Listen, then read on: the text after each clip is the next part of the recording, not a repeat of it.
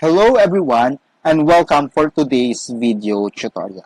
In this video, we will learn how to use Google Analytics for conversion tracking. So conversion tracking is basically a free tool that shows you what happens after a customer interacts with your ads, whether they purchase a product, sign up for your newsletters, called your business, or downloaded your app. Now, Google Analytics is the primary way to measure conversion or to create or identity an event that measures the important user interaction and then mark the event as a conversion. To create that, so we will go to report. Then, we will go to conversions.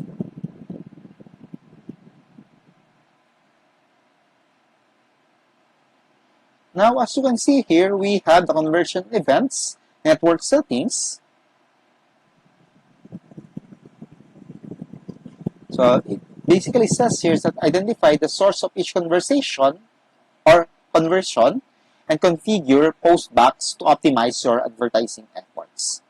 Now, in conversion events, it have the purchase as the basic conversion event. So, if you want to add another conversion event, so simply click New Conversion Event, and you just need to name your event.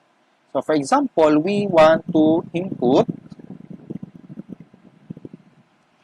visits. So, we'll just click Visits, then Save. After that, so we change the counting method. So, you want to have once per event or once per session.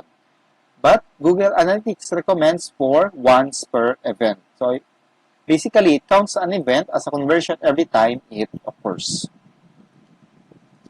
So now, once a client or user saw your ads, visit your page, or whatever you want to track, then Google Analytics will show the conversion events of that website.